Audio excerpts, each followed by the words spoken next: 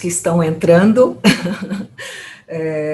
Vamos dar continuidade ao evento. Acaba de fazer uma explanação maravilhosa, Dr. Felipe Taguchi, sobre bariátrica, cirurgia bariátrica e aplicação de via oral e via injetável de substâncias complementares para pacientes bariátricos. E agora eu chamo o Dr. Renato Lessa para fazer a sua apresentação sobre vitamina D3. Tudo bem, doutor Renato? Tudo bem, Mari. Obrigado pelo convite. Prazer estar com você aqui. Você que é minha amiga de muitos anos já. Então, vim com muito prazer para essa apresentação. E até cumprimentando também o doutor Felipe, uma ótima aula que ele deu agora há pouquinho. E a minha ideia agora, então, é apresentar para vocês a parte da vitamina D, especialmente em relação às atualidades, né, que nós temos de mais novo nesse processo. E vamos falar um pouquinho da história, do que a gente faz, e deixar o pessoal um pouco mais atualizado. Tem muita coisa acontecendo, muita coisa importante acontecendo. Muito bem, então, deixa eu me apresentar. Eu trabalho aqui na Medicina ABC.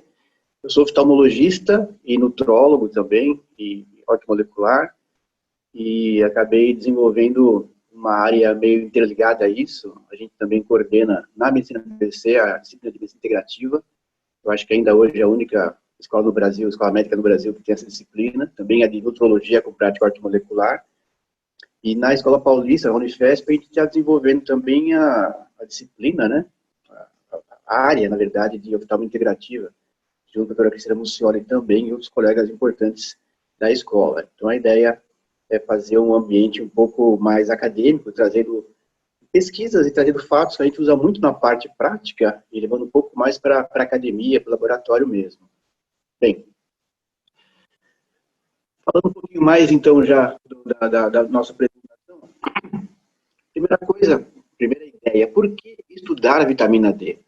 Nesse trabalho, de 2016, é que eu coloquei vários artigos, eu vou citar vários artigos durante a apresentação, todos em revistas muito boas e recentes também, dei um pouco de ênfase para essa parte. Nesse estudo de 2016, já se começou a questionar o porquê estudar vitamina D, porque observava-se que já estava entrando numa pandemia, mas essa palavra é tão comum hoje em dia.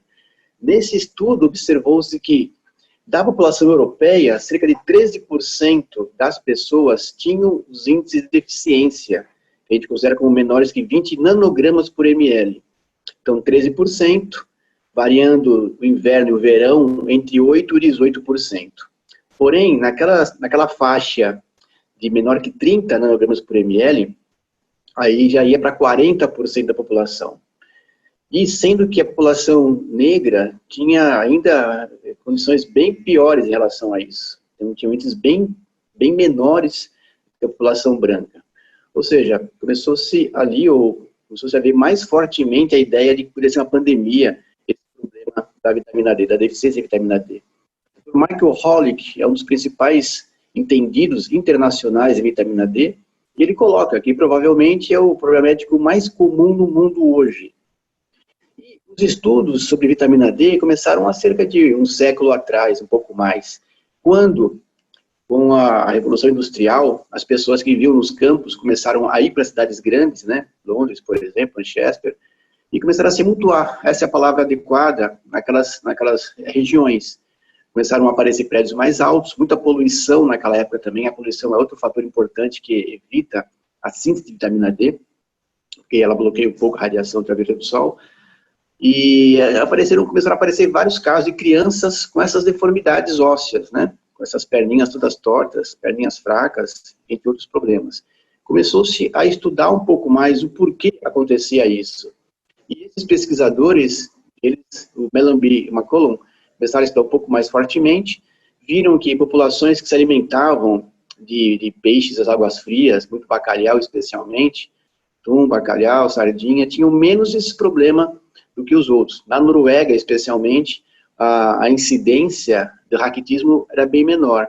Eles observaram que existia algum elemento nesses alimentos que poderia ajudar, poderia evitar o raquitismo.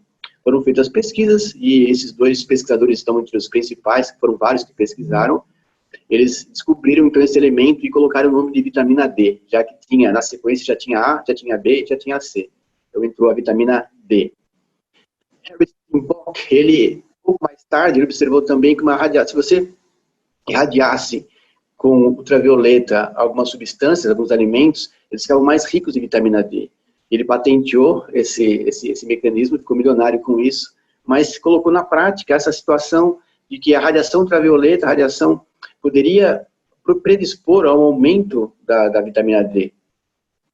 E, finalmente, Adolf Windaus, um grande cientista alemão, ele ganhou o prêmio Nobel de 28 porque identificou a vitamina D não como uma vitamina, mas como um esteroide. A sua composição química era muito próxima à de um esteroide. Além disso, dessa importante contribuição, ele também ajudou na descoberta, na síntese da histamina e também nos estudos dos ácidos biliares. Então, um grande cientista. Muito bom. Então, a Mari até comentou um pouquinho na outra aula, e a vitamina D, ela tem praticamente em todas as células do corpo humano receptores. Ela regula mais que 2.000 genes, e é de baixíssima toxicidade. Isso que é importante, já foi comentado um pouco atrás. Ela controla múltiplos processos biológicos, ela é especialmente importante, desde o começo foi dado isso a ela, o metabolismo do cálcio, ela controla o crescimento celular, ela controla a angiogênese, ela modula o sistema imune, isso é muito importante até em épocas de Covid, ela modula o sistema cardiovascular, ela propicia uma diferenciação dos queratócitos, e há trabalhos indicando fortemente isso, que ela faz uma inibição da proliferação do câncer de mama, cólon e próstata. Então, só por isso já se percebe o quão importante ela é. Só lembrando um pouquinho da parte da sua formação, a luz solar, a radiação ultravioleta, ela vai estimular ou propiciar a passagem da pró-vitamina D3 para a vitamina D3, que no sangue vai até o fígado, sofre uma hidroxilação, e depois no rim vai se formar a parte ativa, que é a 1,25-hidroxivitamina D3. Lembrando que o que a gente mede especialmente é a que vai depois do fígado, que é a 25-OH, vitamina D, que é mais estável e mais constante. E aqui lembrando que as horas do dia onde a radiação ultravioleta é mais importante, onde é mais efetiva a fabricação da vitamina D3 via tomar sol, é entre 11 e 13 horas. Essa é a hora do dia mais importante para quem quer absorver a vitamina D3, para quem quiser absorver a radiação ultravioleta do sol e formar com isso a vitamina D3, esse é o horário mais importante. Tá? Então, desde as 8 até as 20 tem alguma coisinha, mas o dele é especialmente importante é entre as 11 e as 13. Aí, se me perguntarem quanto tempo a pessoa tem que ficar por semana ou por dia para ter uma melhor absorção, para ter melhores índices de vitamina D3, a gente sabe que ao menos 15 minutos, no mínimo 3 vezes por semana, sem o protetor solar, pegando áreas ao menos dos braços, eventualmente face, pernas, idealmente, melhor ainda. Se a pessoa quiser ter bons níveis de vitamina D, podendo ficar todo dia uns 20 minutos, uma boa parte do corpo exposta e sem o protetor solar, ela vai conseguir isso. Mas, infelizmente, como aqui mesmo a gente coloca, 90%, 93% da população americana passa seu tempo dentro de casa, dentro do escritório, ou seja, muito pouco tempo nós passamos fora de casa tomando o sol. E o sol, desde o início da humanidade, é o elemento mais importante na natureza.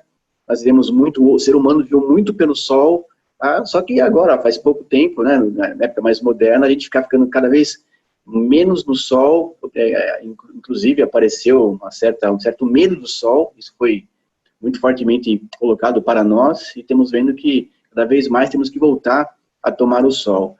Só aproveitando e contando uma historinha antropológica, digamos assim, quando o homem, lá os nossos ancestrais primeiros, lá na África, quando eles começaram a subir em busca de novos terrenos, de novas áreas, eles subiram, uma parte deles subiram pela África, uma parte deles foi para a Europa.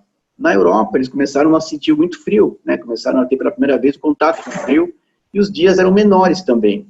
Ou seja, o tempo onde eles podiam absorver a vitamina D era menor, e lembrando que eles tinham pele escura, né? Nossos primeiros ancestrais africanos. Houve, em algum momento, alguma mutação, permitiu que a pele clareasse um pouco mais, e essas pessoas que vieram daí, com a pele mais clara, conseguiam se estabelecer na Europa. Conseguiu se estabelecer em outras áreas também, a leste mesmo. Porque, caso contrário, população negra, naquela ocasião, sofria muito, como ainda hoje sofre.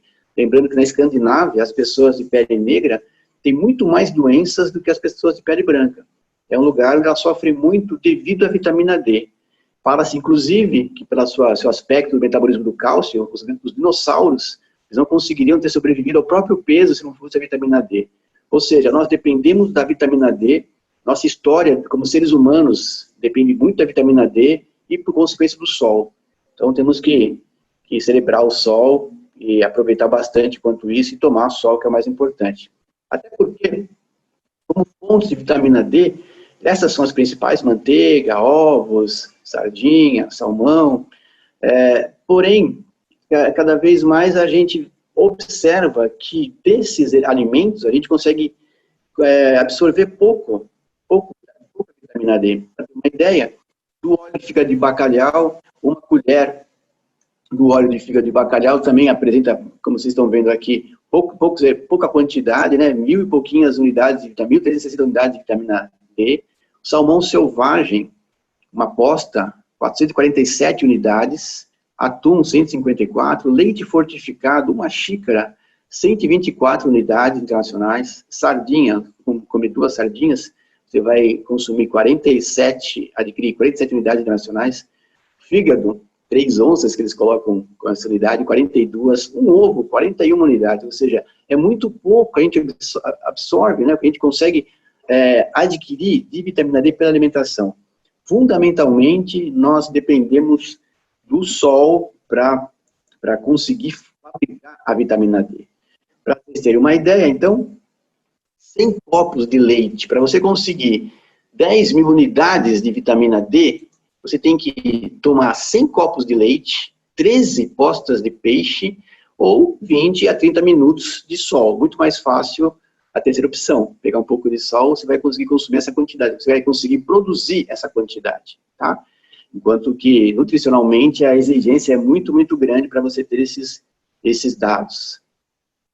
Pela Sociedade Endócrina Europeia, especialmente, os índices que a gente, que os clínicos, de modo geral, vamos dizer assim, os mais convencionais, seguem, a deficiência, índices menores que 20 nanogramas por ml, e entre 21 e 29 nanogramas por ml seria uma insuficiência. Eles recomendam 30. 30 para cima estaria bom para a parte mais convencional. Isso, agora, com a Covid, está sendo revisto. Eles próprios estão querendo aumentar um pouco mais esses dados.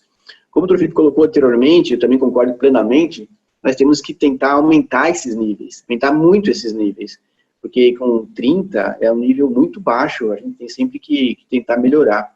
Essa é a nossa visão. Então, só mostrando toda a participação da vitamina D, a produção dela, lembrando da absorção via pele, tem que ter as hidroxilases, tem que ter todas as combinações necessárias para a produção, os receptores, os transportadores, enfim, passando pelo fígado, passando pelo rim. E aqui, todas as doenças que até agora já estão colocadas como ligadas à deficiência da vitamina D. Vocês veem que são várias, doenças autoimunes, as várias que existem, as neurodegenerativas, fadiga crônica, até dificuldade para engravidar, alergias, doenças cardiovasculares, depressão, fibromialgia, baixa imunidade, alterações do metabolismo ósseo e o câncer, especialmente mama, próstata e cólon. Então vocês veem que há uma série de doenças importantes ligadas à baixa de vitamina D. Colocando alguns trabalhos para vocês observarem, para verem que existe ciência por trás disso, não é apenas uma comunicação oral sem maiores elementos, um machismo, vamos dizer assim. Vou mostrar um monte de trabalhos que indicam a importância dessa vitamina. Por exemplo, nesse aqui, um trabalho de 2018, uma importante revista de psiquiatria, ligando a baixa de vitamina D gestacional e o autismo. Esse outro ligando a baixa de vitamina D, um trabalho de 2017, também numa importante revista de produção, de imunologia, uma infertilidade feminina ligada à baixa de vitamina D. Aqui, uma alteração, uma falha, uma disfunção diastólica e uma falha na fração de ejeção dos pacientes com uma insuficiência cardíaca também. Trabalho de 2019.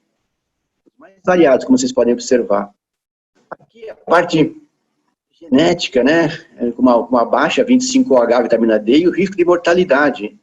Então, observou-se que um baixo índice de vitamina D sérico eleva muito o risco de mortalidade, em todas as causas. Então, isso já se tem como consenso. A Nutrients é uma revista muito importante, 2019, de alto índice de impacto, já colocou fortemente isso. Baixa vitamina D sérica aumenta, está ligada, essa é a frase adequada, ao aumento de mortalidade de todas as causas. Isso já é um consenso, para vocês verem a importância dessa vitamina, desse hormônio, desse elemento tão importante para a nossa sobrevivência, para a nossa existência aqui na Terra.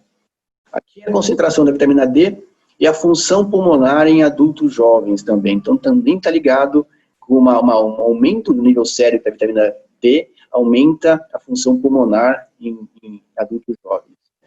Na população pediátrica também, observem aqui, no trabalho de 2018, também numa importante revista, 66%, aqui feito na Espanha esse trabalho, 66% das crianças observadas tinham déficit de vitamina D. Então, 92% insuficiência, 92% ou 60% como insuficiência e 6% como deficiência. Um nível muito importante em crianças mesmo. Observem isso, as crianças cada vez mais ficam dentro de casa, computador, celular, agora especialmente, com as aulas online, mais ainda. Então, a todos os pais, eu sugiro que coloquem as crianças para fora um pouco e tomem sol e não fiquem com tanto medo do sol, do problema do sol, esqueçam isso. Pelo menos por 15 minutos, por 20 minutos, por meia hora, deixem as criancinhas tomando sol, que é muito importante até para o seu crescimento, para a sua imunidade, etc. Demência, Alzheimer mesmo, também nesse caso aqui, numa revista de 2019 da Neurologia, outra revista importante, mostrando a severidade do acometimento da demência e do Alzheimer quando a pessoa tem menos que 10 nanogramas por ml. Menos que 10 nanogramas, infelizmente, a gente observa muito isso no consultório, níveis muito baixos de vitamina D, as pessoas não se atentam para a importância disso, e níveis nesse monte estão ligados também à demência e ao Alzheimer. Aqui um ponto importante, fundamental, que é a osteoporose, né, a fragilidade e as fraturas de quadril, enfim, é um ponto importante na vitamina D, no metabolismo do cálcio, também muito ligado a esse processo. Vocês observam que em várias áreas citam-se os problemas da vitamina D. Um trabalho brasileiro, também colocado uma revista importante, muito importante, 2017, também está ligado com o prognóstico pobre das mulheres do pós-menopausa com câncer de mama. As pessoas que têm insuficiência de vitamina D, e aí, a partir daí observam se são diagnosticados câncer de mama, o prognóstico, infelizmente, é muito pior nessas que têm uma baixa de vitamina D. A esclerose múltipla, esse aqui é um ponto onde está muito bem consolidada a importância da vitamina D, no trabalho de 2017. Vale citar, como exemplo histórico, o Irã, até 79, o Shah Reza Pahlavi é quem governava o país, muito ligado aos Estados Unidos, aos hábitos ocidentais. Quando houve a Revolução Iraniana e entrou o Ayatollah Khomeini, então mudaram até os hábitos das pessoas, as mulheres tiveram que voltar a ficar cobertas, usar aquelas roupas, né, como antigamente era. E o interessante é que entre 89 e 2006, nesse intervalo, aumentou em 800% a prevalência da esclerose múltipla.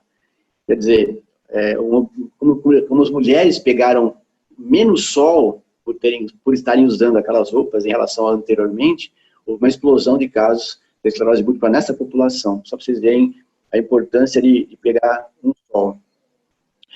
Interessante trabalho, 2019, outra importante revista, mostrando que até a vitamina D, o tomar sol, né, receber o sol pela pele, ela influi até na modulação do microbioma intestinal. Então, e aí, nesse ponto, sugere-se que existe uma conexão, né, um eixo pele-intestino. Quer dizer, isso é muito importante para a homeostase, para a saúde. Enfim, cada área tem a sua participação na vitamina D mostrada. Aqui, como nós comentamos um pouquinho atrás, como pandemia mesmo, imagina-se que a deficiência da vitamina D afete cerca de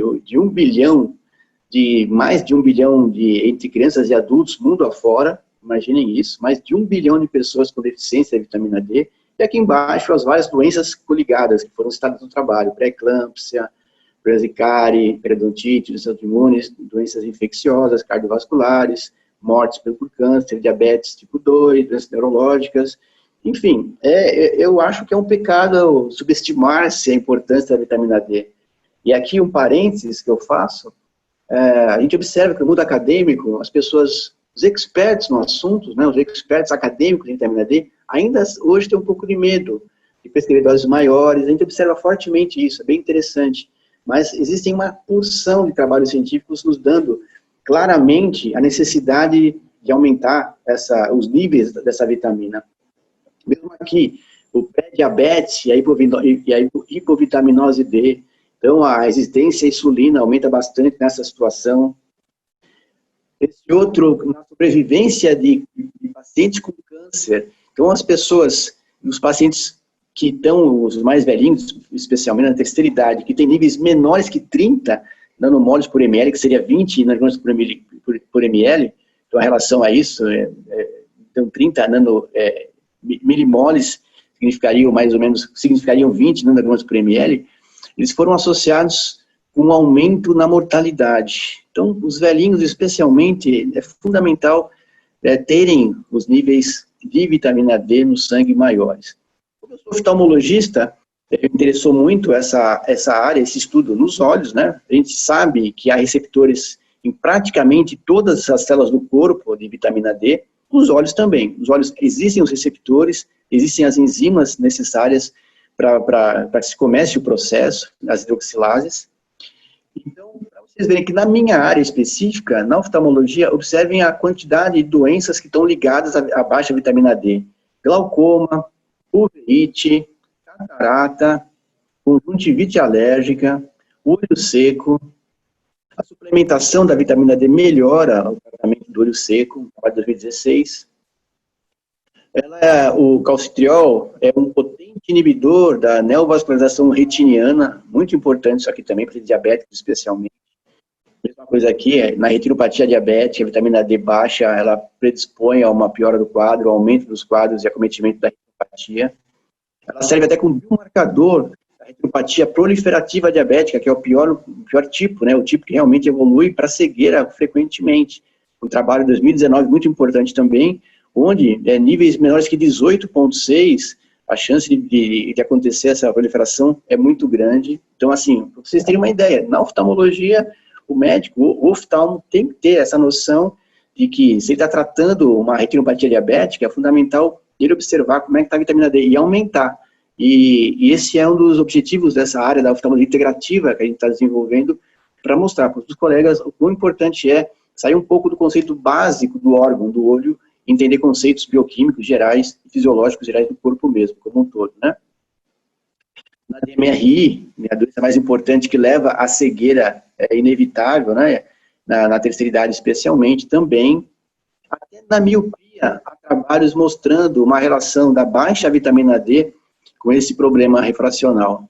Então, na Ásia, especialmente, é muito comum a miopia, 90% da população jovem lá, eles usam muito computador, ficam muito em casa, enfim, e está muito ligado também à vitamina D. Não conseguiu-se ainda estabelecer uma relação clara, vitamina D baixa, miopia, mas existem evidências subjetivas, né, indiretas, e que também é importante isso. E, apenas para aproveitar um pouquinho a minha experiência na área, a única recomendação que nós fazemos para as crianças míopes, os pais sempre perguntam, mas doutor, o que eu posso fazer para o meu filho não ter a sua miopia aumentada? A única recomendação cientificamente aceita pela comunidade oftalmológica nesse sentido fique mais tempo fora de casa, fique mais tempo em atividades externas. Isso é o que mais a gente observa como sendo interessante para evitar o aumento da miopia. Pode ser pelo sol, pode ser pela vitamina D, existem estudos sendo desenvolvidos com essa intenção. E como eu também mexo um pouquinho com a parte de orto, de odontologia, da integrativa com oftalmologia, eu pensei, por que não estudar a vitamina D na lágrima? Porque fala-se muito do sangue apenas, né? Eu fui atrás disso porque nos conhecimentos da medicina chinesa, que eu respeito bastante, lá tem-se que uma gota de lágrima equivale a 5 gotas de sangue. A lágrima, na medicina chinesa, é o fluido mais importante do corpo humano. Fiquei muito impressionado com essa afirmação, achei, poxa, interessante, vamos em frente, né? E observou-se também que a vitamina D3 não só era ou seria produzida na via fígado, rins, mas o próprio olho produziria a vitamina D. Esse trabalho aqui, de 2014, ele foi o primeiro a demonstrar que os olhos teriam as condições necessárias, bioquímicas, fisiológicas, para o desenvolvimento, né, da produção da vitamina D local. Esse outro, 2016, ele foi o primeiro que relacionou a vitamina D no sangue e da lágrima, no método de ELISA, que eles utilizaram. E eu fiz parte desse projeto aqui na Medicina ABC, a gente foi determinar a vitamina D nas lágrimas de indivíduos saudáveis, nas lágrimas, através de um método que é tido como muito melhor do que o ELISA, que é a eletroquimiluminescência. E por esse método, observarem aqui o né? O eletroquimiluminescência é muito mais importante, é tipo um padrão para a vitamina D, em relação ao ELISA que foi feito no trabalho anterior. A gente concluiu que é um método seguro, adequado para você medir a vitamina D na lágrima, e a ideia, a partir daí, era utilizar a lágrima como matriz biológica para a mensuração dos níveis de vitamina D. Muito bom. Nós fomos atrás, nessa linha de pesquisa, e avaliamos a vitamina D lacrimal e plasmática em universitários praticantes de atividades físicas, na Medicina ABC. 36 voluntários universitários saudáveis participaram dessa pesquisa, 20 deles que faziam esportes indoor, ou seja, de quadra, vôlei de quadra, futebol de salão, ginástica olímpica, por aí, enfim, esportes de quadra. E a importância disso, fundamental, era ter uma menor exposição solar. Esses 20 praticantes referiam tomar menos que 3 horas por semana de sol. Eles se expunham ao sol menos que 3 horas por semana. Um outro grupo de praticantes de esportes outdoor, 16 no total, eles se expunham, de forma autorreferida, mais que 7 horas ao sol por semana. Ou seja, é como se você pegasse dois grupos, um que pegava menos sol e o outro pegava mais do que o dobro em relação ao primeiro. Muito bom. Medimos a vitamina D, a 25OH, a vitamina D, que é o que a gente mede, né? A 1,25, que é a ativa, é muito instável, muito complicado de medir e caro também. E é consolidado esse método como o mais adequado para a mensuração da vitamina D. Fizemos por esse método, eletroquimiluminescência. E, com resultados, a média do grupo indoor foi 25 nanogramas por ml. Então, já um nível baixo, né? Pessoas saudáveis, jovens, provavelmente que 3 horas de sol por semana, 25 nanogramas. Então, já estaria no nível não adequado. Não no nível ruim, no nível complicado mesmo, que é menos que 20, mas no nível significativamente baixo, 25 para a gente é muito baixo. O outro grupo que tomava sol, 35, ótimo, então já está um pouco melhor do que o limite inferior recomendado, porém, para um grupo de jovens saudáveis, a gente esperaria níveis melhores. Aí você já consegue imaginar como é importante a suplementação da vitamina D, porque o tomar sol nos dias de hoje, um grupo que toma mais que 7 horas, de forma autorreferida, né, que falaram que toma mais que 7 horas por semana, só com 35 nanogramas, é um pouco baixo, nosso conceito, né? O que nos chamou a atenção, de forma muito significativa, foi que em todos os pacientes dessa amostragem, os níveis na lágrima eram superiores a 100 nanogramas por ml. E em alguns era muito mais, é que 100 era o limite do aparelho, para vocês terem uma ideia. Esse aparelho médio está 100. Em todos eles, no grupo que tomava mais sol, tomava menos sol, em todos eles, o nível de vitamina D na lágrima é maior que 100. Aí que existe aquele velho ponto, mas não ia a toxicidade da vitamina D é complicado mais que 100, mas no olho, na lágrima, que está nutrindo o olho, está sempre menor que 100. E quando está menor que 100, a gente fez alguns estudos que a gente vai publicar, aí aparecem as doenças oftalmológicas. Então, até no olho, é muito importante a vitamina D. Então, como resultado final dessa pesquisa, o grupo indoor 25, o grupo outdoor 35, em todos eles maior que 100. Quer dizer, para a formação de vitamina D na lágrima não depende o sol ou não. Isso que foi muito interessante, nós estamos estudando por as conclusões, né? Ele colocou no grupo outdoor, os níveis eram maiores, os níveis lacrimais foram maiores que os níveis plasmáticos, e em todos eles, os níveis lacrimais eram muito altos, não importando a participação solar. Holly, que é esse aqui, eu encontrei com ele no congresso da longevidade, né, 2 anos atrás, comentei sobre isso com ele, e ele falou, não sei nada sobre a vitamina D da lágrima. Quer dizer, se o maior expert mundial do assunto não sabe nada sobre esse tema, puxa, interessante. No ano passado, eu levei esse trabalho para o congresso, o principal congresso internacional de oftalmologia, em Vancouver, nós apresentamos o trabalho, e ele recebeu uma menção especial como Emerging Trends in Hot Topics. Foram 62 trabalhos que receberam esse Hot Topic, entre quase 7 mil do mundo inteiro. Foi o único da América Latina a receber essa menção. O que é interessante nisso? Para vocês verem como um tópico de bioquímica geral, de clínica geral, aplicada para uma área específica, no caso da oftalmologia, chamou a atenção dos colegas. Então, assim, por mais simples que pareça, ninguém tinha pensado nisso ainda. E recebeu essa menção. Na sequência, depois, eu fui para o Congresso Mundial de Nova York e apresentei esse trabalho. Nós desenvolvemos um colírio de vitamina D3, 5.000 unidades por gota. Pegamos algumas pessoas desse grupo. A ideia original era usar esse colírio nos pacientes. A gente já imaginava que houvesse uma deficiência lacrimal de vitamina D, semelhante à plasmática. Mas como todos os indivíduos dessa pesquisa estavam maiores que 100, vamos pegar alguns pacientes aqui e fazer uma amostragem para esse congresso, né?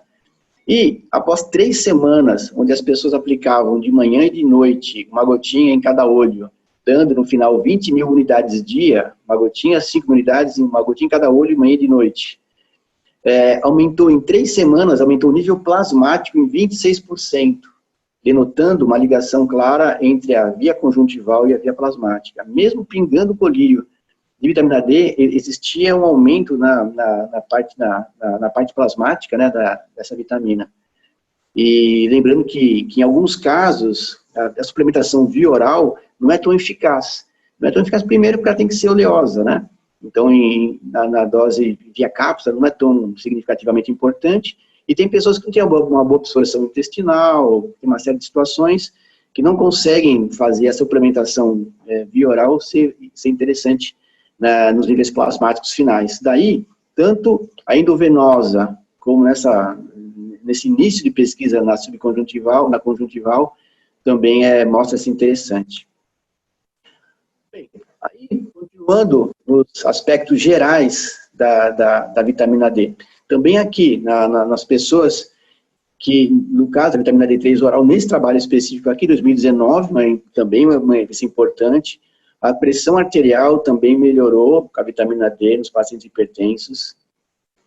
Aqui, em relação à pandemia, né, a Covid-19, cada vez mais se observa, como a Mari até falou agora há pouquinho, que os pacientes que tinham níveis melhores de vitamina D passaram muito melhor pela pandemia, e isso a ciência está mostrando. No começo existia-se um certo preconceito em relação a isso, os pesquisadores tinham bastante temor, os acadêmicos, né, tinham bastante temor. Eu lembro bem que participei de uma live no comecinho dessa pandemia, junto com professores, os mais conceituados das áreas, e eu fiquei meio, assim, contra as cordas, porque todo mundo preconizava no máximo 2.000 unidades por dia, 30 nanogramas por ml. Eu falei, poxa, pessoal, é muito pouco isso aí, mas como não era uma apresentação científica, era mais um bate-papo, falei, tá bom, ok, vamos deixar as coisas acontecerem, e cada vez mais as pesquisas estão se mostrando esse caminho, que é importante, a vitamina D de forma mais concreta.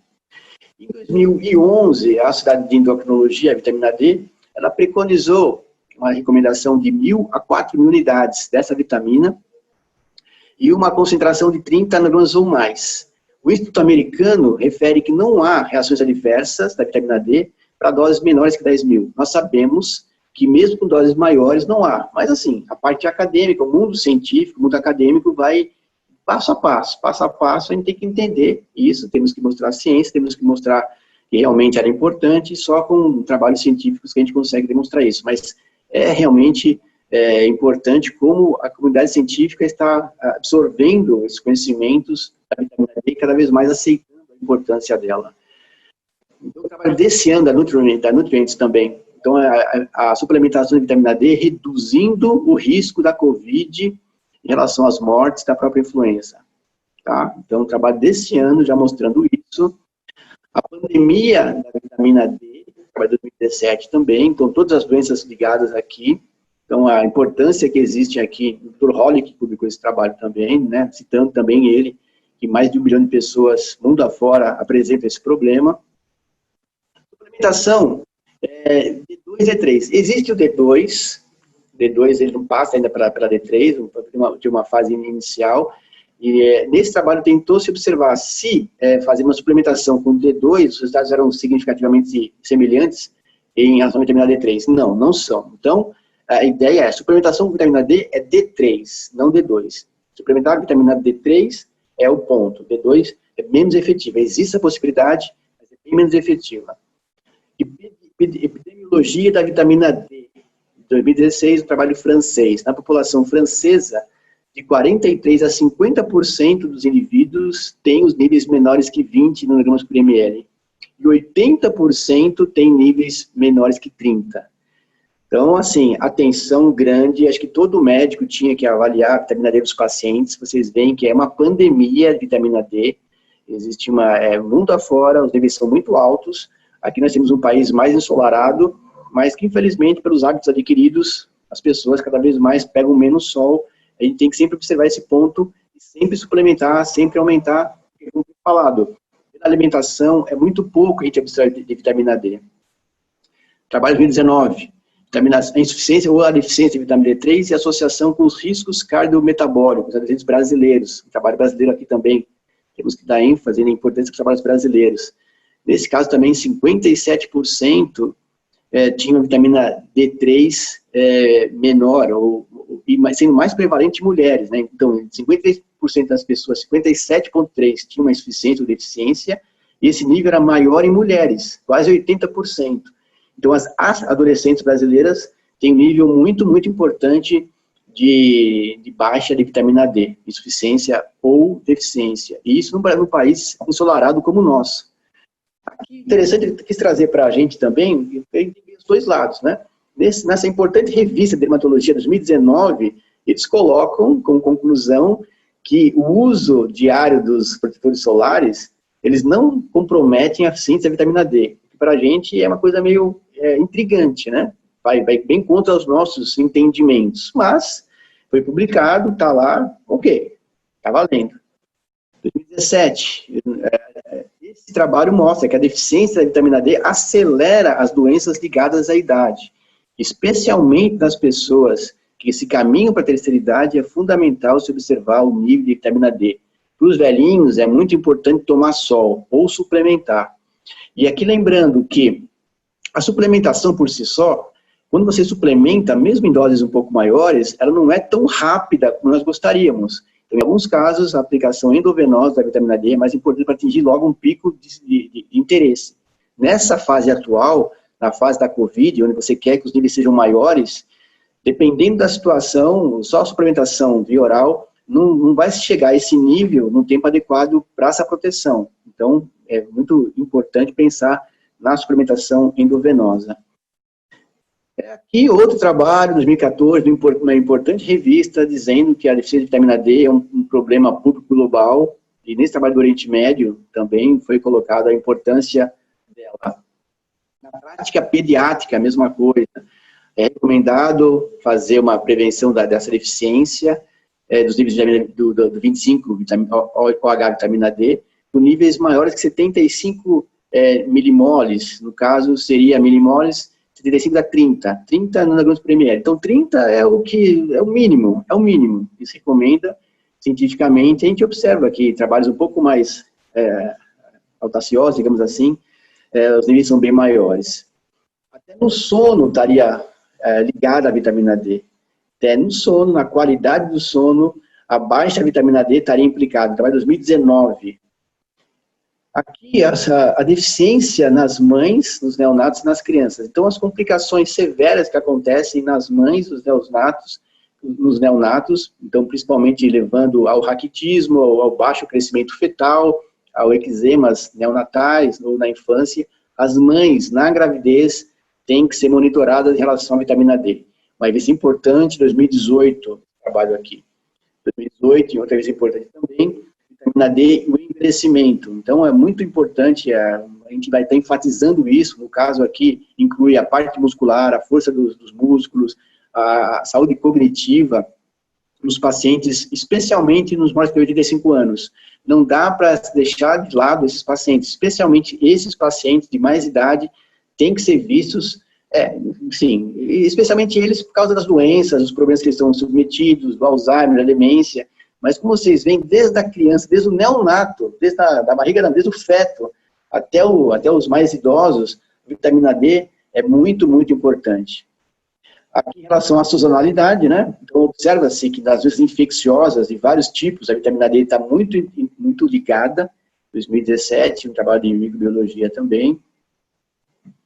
A nutrigenômica da vitamina D, aqui, eu coloquei, eu falei um pouquinho no começo da apresentação. Então, no começo da migração do ser humano, há 50 mil anos atrás, desde lá já é importante. Se não fosse a vitamina D, a gente não estaria até hoje aqui na face da Terra. A gente tem que realmente agradecer muito esse hormônio, a 25H, a vitamina D3, o 25, que é a parte mais ativa. Até nas doenças inflamatórias intestinais ela está coligada. 2019 esse artigo aqui. Então vocês veem na microbiota, na parte inflamatória intestinal. São trabalhos novos e cada especialidade mostra quanto a vitamina D é importante para ela. Na parte dos autoimunes, né, dos receptores endócrinos, então ela está muito ligada a diabetes mellitus, a Addison, a Hashimoto, a Graves. Nesses, então, nem se fala a importância que tem de se analisar e suplementar a vitamina D. Nesses níveis, quanto maior for o nível de vitamina D, maior. E como eu coloquei, até um guideline que eu apresentei agora há pouquinho, eles diziam que até 10 mil por dia não teria problema, a partir de hoje mesmo, se colocam que é mais do que 100 NN por ml no sangue, já estaria mais complicado. Não é isso que a gente observa, não é isso que a gente observa. Imagine os pescadores do Ceará, imaginem as pessoas que os salva-vidas na praia, que ficam tomando sol o dia inteiro, tem níveis muito maiores do que isso, tem problemas bem saudáveis por acaso. E esse ponto que nós encontramos na lágrima é um ponto muito importante. Por que assim, fala-se tanto da toxicidade da vitamina D3, se na lágrima a vitamina D3 está muito maior do que 100 NN por ml, por mililitro. Enfim, algo tem que ser melhor explicado em relação a esse número da vitamina D. Suplementação da vitamina D e mortalidade, 2019, uma revista muito importante. Então, a suplementação da vitamina D reduziu o risco de morte por câncer em 16%. 16% houve uma diminuição do risco de morte por câncer para aquelas pessoas que foram suplementadas com vitamina D. Então, acho que não precisa falar muito a importância que tem, né? Suplementação, a Cochrane, esse trabalho observado aqui também mostrando a importância, onde houve uma diminuição da mortalidade de pessoas que tomavam a vitamina D, que tinham vitaminas maiores do que isso. Se a própria Cochrane observou isso, que é bem assim, ela é bem cautelosa em relação a essas situações, vocês observam como é importante. Vitamina D, mortalidade 2016, câncer, mesma coisa, associação de vitamina D3 associada com uma moderada, porém estatisticamente significante, redução da mortalidade. Vocês veem que tiveram esse cuidado, né? A suplementação de vitamina D3 está associada com uma moderada, porém estatisticamente significativa, redução na mortalidade. Assim, não prescrever vitamina D, não suplementar vitamina D, é até algo muito complicado para nós que mexemos com a saúde. O consórcio europeu fez esse trabalho, meta-análise também da vitamina D3, mostrando a importância da vitamina D3 em relação a todas as causas de mortalidade. Cada vez mais se observa isso. Então, revistas importantes mostrando essa significância da vitamina D3. Aqui, mais uma vez, em relação à Covid. Nesse trabalho, na Nutrient, novamente, uma revista muito importante nessa área, eles eles consideraram tomar 10 mil unidades por dia, pelo menos por algumas semanas, para fazer, depois seguindo por 5 mil, para que os números de vitamina D atingissem entre 40 e 60 nanogramas por ml. Tá muito bom, quer dizer, para uma revista científica, aceitar já esse aumento do número, que já dobrou de 30 para 60, está excelente. Pensando na parte dos pesquisadores mais acadêmicos, a gente sabe que, para a gente, no mínimo 60 seria indicado para a atual situação, 60, 70, 80, mas, por outro lado, uma revista científica importante como essa, já colocando um trabalho como esse, já demonstra que a comunidade científica está aceitando a importância da vitamina D especialmente na Covid.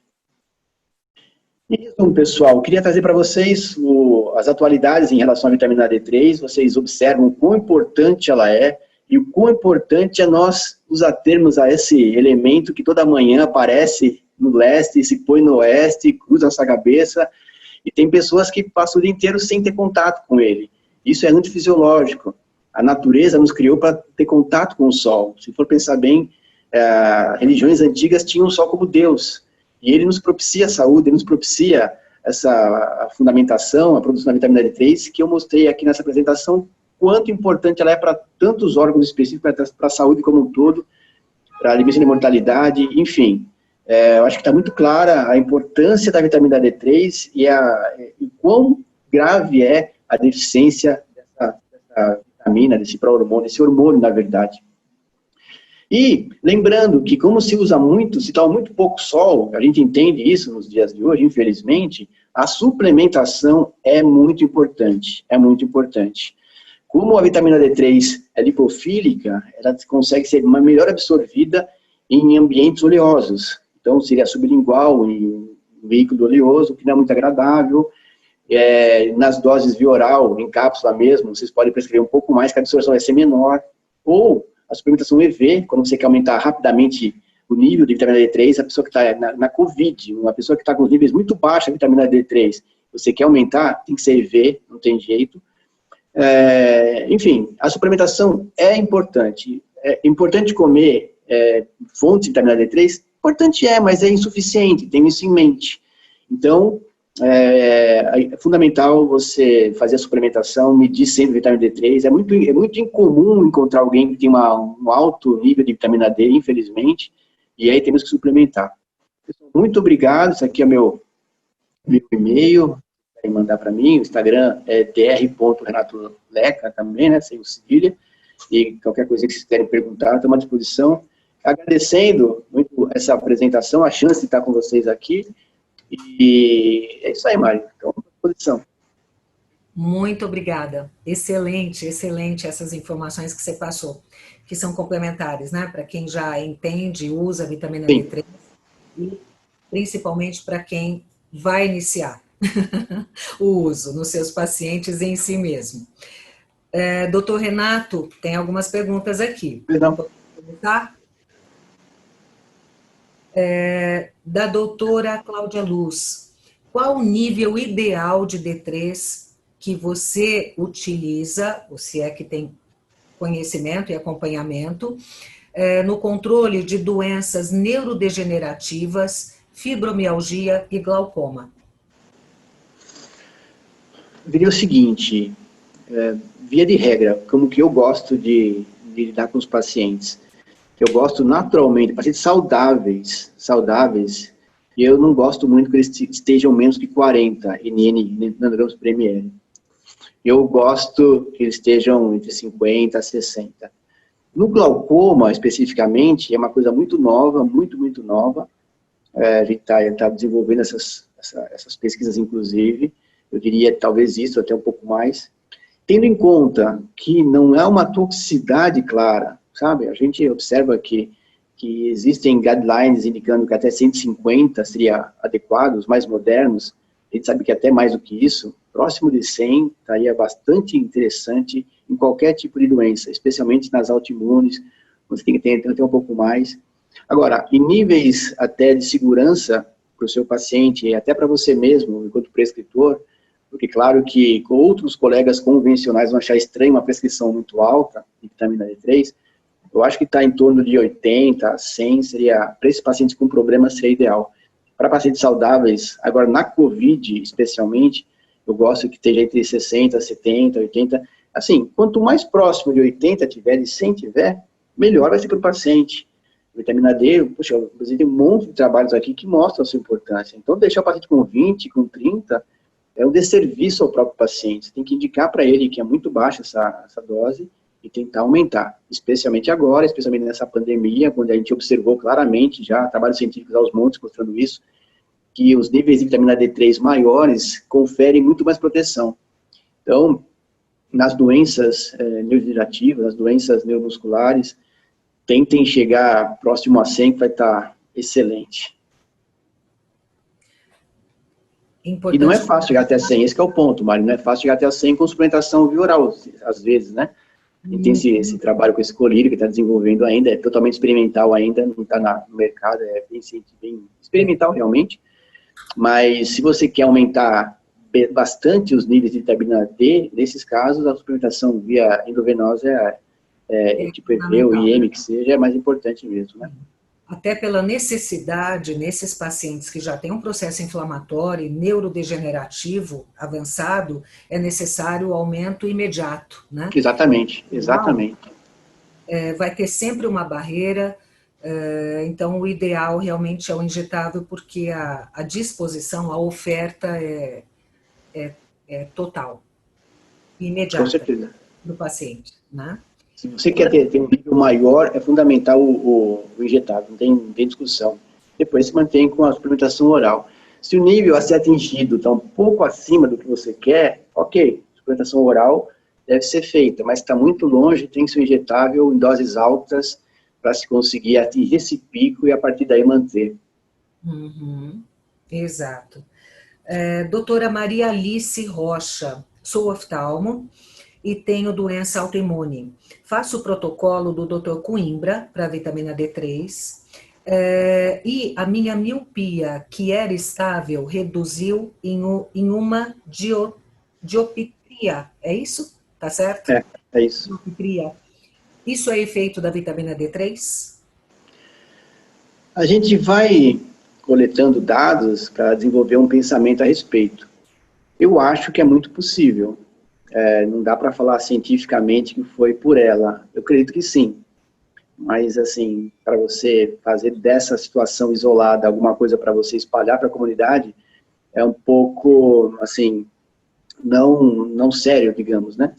Eu creio que sim, até porque, como eu falei, a única forma que você tem até hoje de indicar um não aumento da miopia para as crianças, quando a miopia aumentar mais, é tomar sol, ficar fora de casa, ficar ao ar livre, ficar outdoor, seria a frase, né?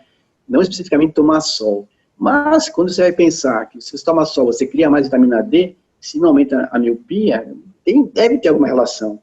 Todos os trabalhos de vitamina D na oftalmologia são muito, muito novos. Especialmente esse em lágrima. Esse em lágrima mesmo são muito novos. A gente crê que coisas boas vão aparecer por aí sim.